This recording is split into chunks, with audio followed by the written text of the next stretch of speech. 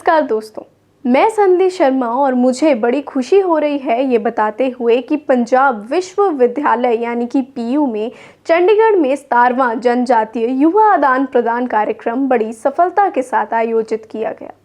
इस विशेष आयोजन में देश भर से आए युवाओं ने अपनी संस्कृति और परंपराओं को मंच पर प्रस्तुत किया।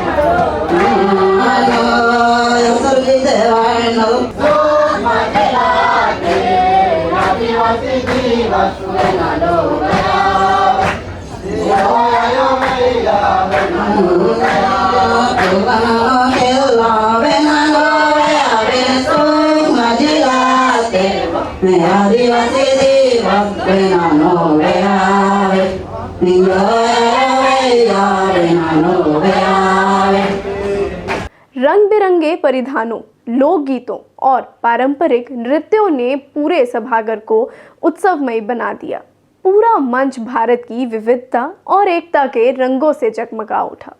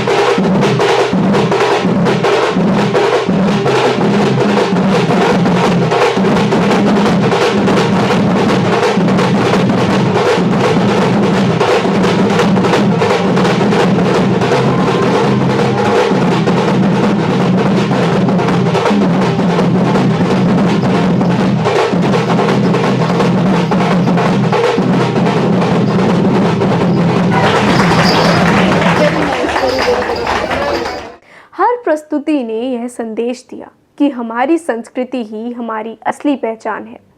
आप भी देखिए किस कदर युवाओं के आपसी सहयोग ने इस पूरे प्रोग्राम को प्रभावशाली और साकार बनाया।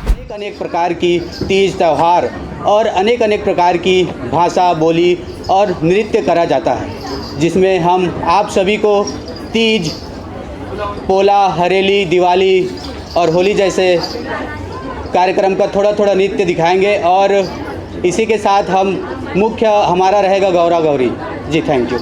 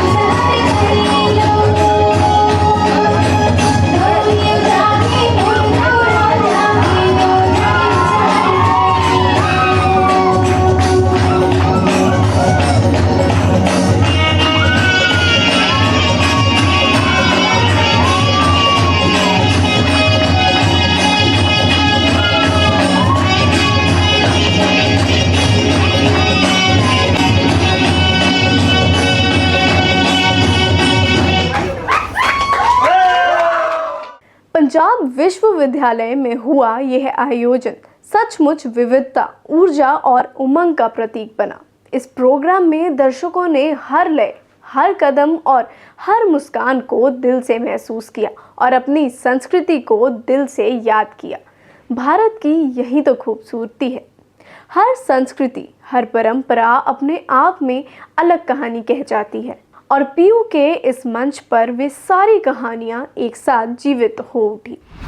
मोर नाम मंगलूराम कवासी अवै और हम एक रिमिक्स सॉन्ग लेकर आए हैं, आप लोगों के समक्ष प्रस्तुत करेंगे।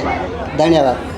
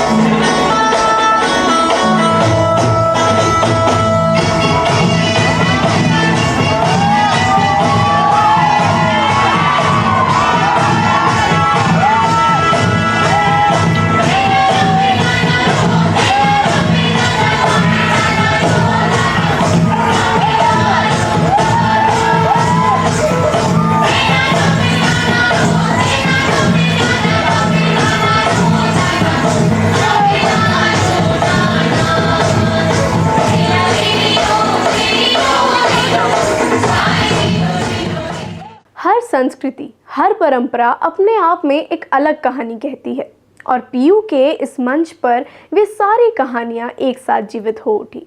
इस प्रोग्राम ने एक बार फिर से हमारे पुरखों की संस्कृति को दिलों में जीवित कर हमें फिर से महसूस कराया कि हमारे देश की विविधता और रंगों की झिलमिलाहट बहुत ही खूबसूरत है।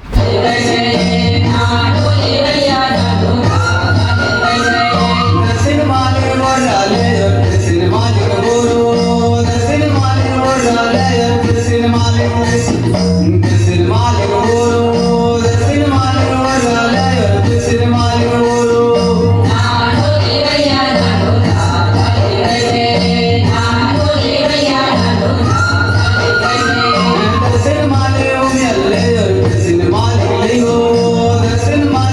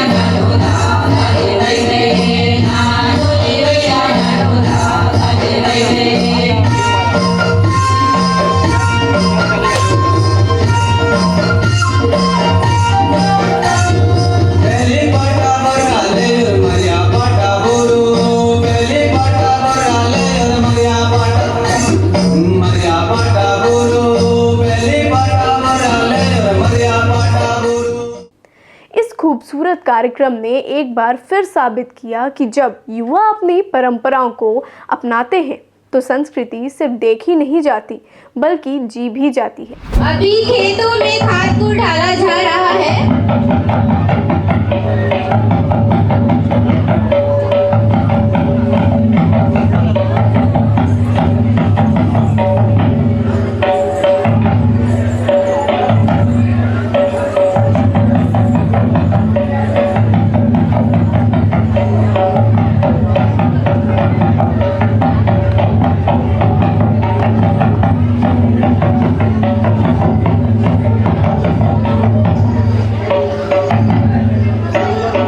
इसके बाद खेतों में बीजों को बो रहे हैं।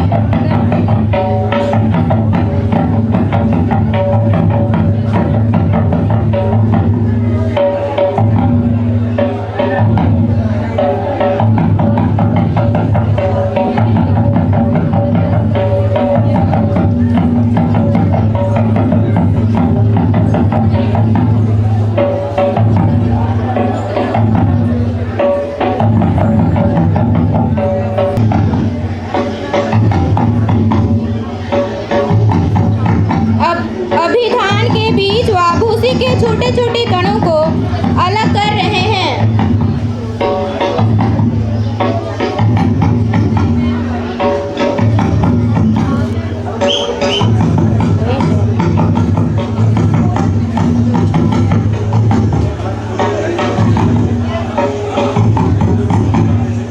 अभी धान के बीज को खाने लायक बनाने के लिए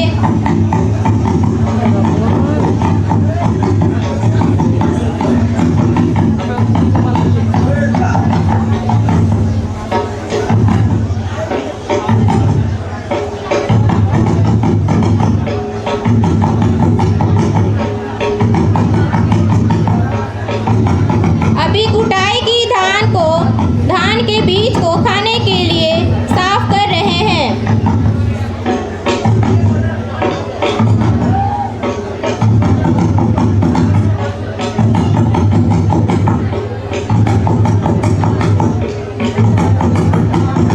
सारिका मैम स्टेज पर डांस के लिए आमंत्रित करती हूँ। सारिका मैम को डांस के लिए स्टेज पर आमंत्रित करती हूँ।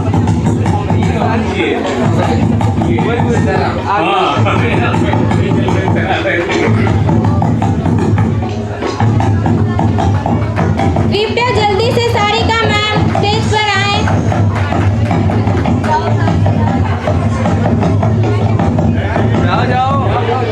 जाओ।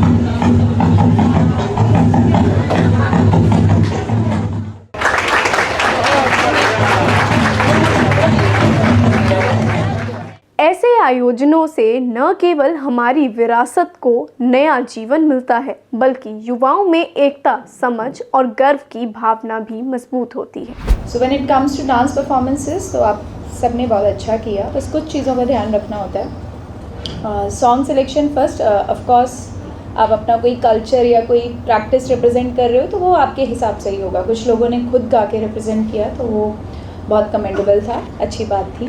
दूसरी चीज़ होती है स्टेप्स और कोरियोग्राफी। स्टेप्स इस केस में बहुत ज़्यादा मायने नहीं रखते हैं क्योंकि आप कल्चर रिप्रेजेंटेशन कर रहे हो, कोई ना कोई प्रैक्टिस लाइक एग्रीकल्चर बताना चाह रहे हो तो हम बहुत ज़्यादा स्टेप्स उससे एक्सपेक्ट नहीं कर सकते। But choreography can be varied. Choreography में कुछ भी हो सकता है कि आप कहाँ पर खड़े हैं, किस फॉर्मेशन में खड़े हैं, तो उसमें थोड़ी रेपिटेशन ना हो, बार बार एक चीज़ रिपीट ना हो, वो अच्छा लग सकता है। इस चीज़ का ध्यान रखिए। तीसरा जो सबसे इम्पॉर्टेंट है, आपकी परफॉर्मेंस में 20% 20% जो है वो ऑडियंस इंटरेक्शन का होता है। आप जो भी चीज़ दिखाना चाह रहे हैं, आप कोई भी संस्कृति की पेशकश कर रहे हैं तो वो हम तक पहुंचनी चाहिए, क्योंकि आप आपस में लगे हुए हैं तो आप तो जानते हैं उस चीज़ के बारे में, लेकिन वो हम तक, जजेस तक या ऑडियंस तक नहीं पहुंच पा रही है तो उस चीज़ का फ़ायदा नहीं है। बहुत सारी परफॉर्मेंसेस में मैंने देखा कि ऑफ कोर्स वो एक ही स्टेट के थे, अलग अलग डिस्ट्रिक्ट थे, आई गेस छत्तीसगढ़, तो कुछ प्रैक्टिसेस सेम थी, लेकिन उसका पर्पस हम तक नहीं पहुंचा। उसकी एक वजह थी कि आपने उस पर्टिकुलर स्टिपुलेटेड टाइम में, क्योंकि स्टेज भी बहुत छोटा होता है, हर बार स्टेज बड़ा नहीं मिल सकता हमको, क्योंकि हम कोई चीज़ पहली बार देख रहे हैं तो वो नहीं पहुंचती है हम तक। तो आप कोशिश कीजिए कि आप उसी 2 मिनट में सारी प्रैक्टिसेस दिखाने के बजाय पार्ट्स में दिखा दीजिए।